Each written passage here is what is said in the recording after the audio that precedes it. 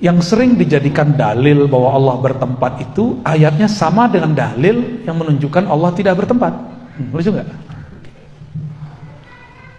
Kalam ulama yang dinukil untuk memahami ayat tersebut sama dengan orang yang pro dan kontra. Ketika ada ayat Ar-Rahmanu 'alal 'arsy istawa atau tsumma istawa 'alal 'arsy, Allah yang Maha Rahman bersemayam di atas arsy, istawa. Kalam ulama yang digunakan sama untuk memahami ini. Yang paling ngerti ayat kita apa ulama? Ulama yang paling mengerti, ulama yang dekat ke masa Nabi atau ulama yang belakangan? Yang lebih dekat ke Nabi. Namanya salaf. Makanya nama salaf ini seksi. Paham maksudnya? Menarik untuk digunakan. Kita lihat imam salafnya ngomong apa ya. Lalu kita orang-orang khalaf, orang belakangan pun ternyata berebut kalam dari kalam ulama salaf. Karena ada klaim legitimasi dari Rasulullah. Rasulullah mengatakan khairul qurun qarni, hadis Bukhari. Sebaik-baik abadku, lalu tsummal ladzina yalunahum, tsummal ladzina yalunahum. Lalu setelahnya. Berarti 3 kali kurun. 300 tahun, 3 abad. Yang paling sering diungkap itu 2 imam. Pertama Imam Malik, yang kedua Imam Syafi'i. Coba kita lihat ya. Nanti antum akan ketawa-ketawa sendiri atau dalam hati, oh begitu toh. Berarti selama ini kalam imam ini dipelintir gitu. Kata Imam Malik, ketika ada seseorang ngetes, kaifal istiwa, bagaimanakah istiwa? Dalam satu riwayat dia mengatakan al-istiwa ma'lum.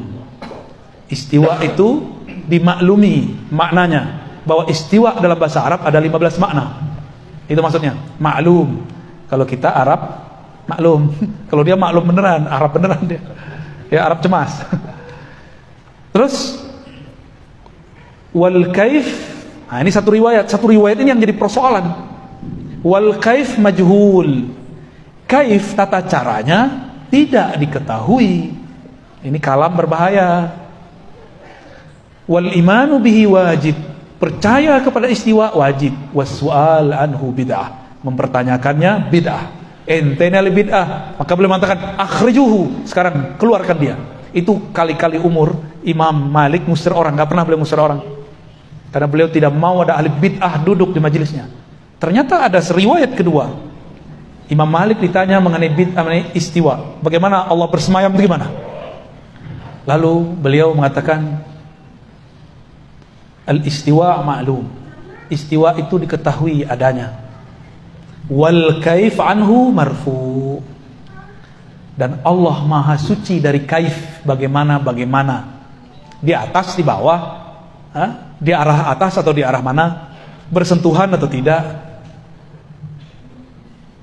Coba kalau duduk bersemayam itu duduk artinya. Kalau duduk nempel nggak? Ada nggak orang duduk nggak nempel? Nempel ya. Ada seorang tokoh di masa salaf, tapi akidahnya bukan akidah salaf. Namanya Muhammad bin Karram. Siapa namanya? Muhammad bin Karram ini, dia periwayat juga, tapi akidah dia kacau. Dia mengatakan Allah istawa, duduk dan bersentuhan dengan arsy. Tuh, gawatnya tuh. Dia wafat tahun 255, orang gila, dia salaf. Maka ada salah seorang imam yang juga dia ahli hadis, tapi akidahnya tidak mengikuti ahli hadis. Namanya Utsman bin Sa'id ad-Darimi. Coba diulang-ulang namanya. Utsman bin Sa'id ad-Darimi. Kan dari tadi kita udah sepakat mau serius. Nyebut nama ya. Utsman bin Sa'id Darimi. Udah siang-siang panas, nyebut nama lagi ya. Wafat 280 Hijriah. Dia menukil ajaran si Muhammad bin Karam tanpa dia sadari. Apa kata dia? Allah benar-benar di atas, dibatasi oleh arsy dan langit. Maka Allah mempunyai 2 batas. Bahaya nggak tuh? Ada orang meyakini Allah punya batas. Batasnya Allah adalah langit dan arsy. Itu akidah Nabi atau akidah kelompok yang bertentangan dengan Nabi? Gak usah langit dulu. Batas, kata batas ada nggak di Quran untuk Allah? Gak ada. Tapi dia mengatakan siapa yang menolak Allah punya batas, berarti dia menolak Al-Quran. Tuh ayatnya sama. Lalu saya ceklah, Darimi ini pakai ayat mana? Lo ayatnya Ar-Rahman 'alal 'arsy istawa. ilaihi yus'adul kalim, kepadanya lah diangkat kalimah. Malaikat ada naik setiap hari, setiap sore. Bagi dia itu dalil Allah bertempat di atas aras. Dan yang paling lucu, mereka berkeyakinan Allah di atas aras, itu dalilnya Rasulullah Mi'raj. Padahal Mi'raj itu bukan dalil Allah bertempat di aras. Mi'raj itu dalil sholat, sejarah sholat. Itu dua hal yang berbeda.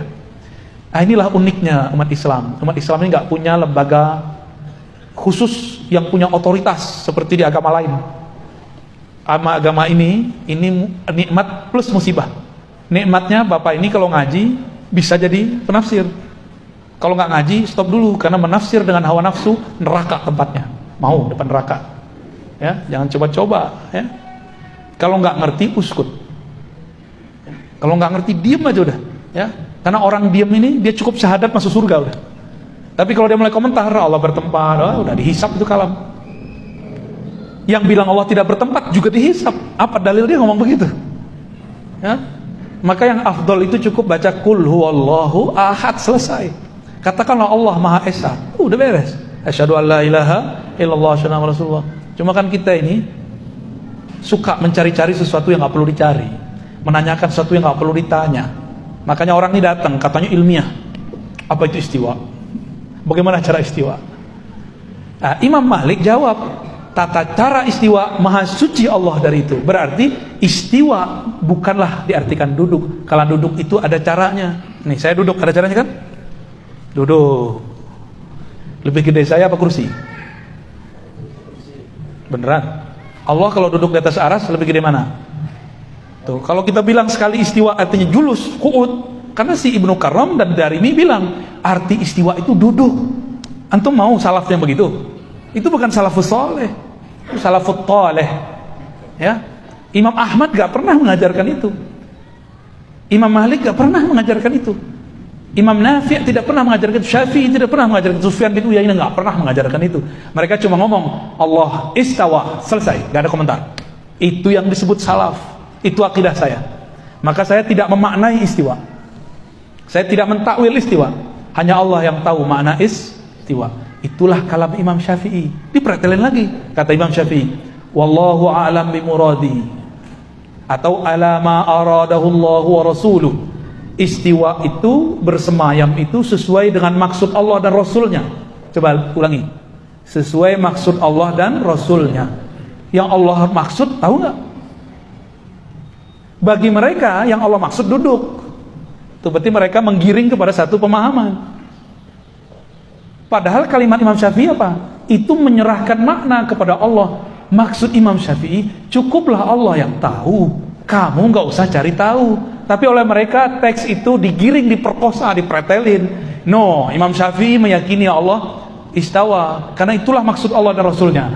Dipretelin enak amat ya. Ada yang tahu maksudnya? Tidak ada yang tahu. Oke. Titik dulu ya. Allahumma sholli ala sayyidina Muhammad.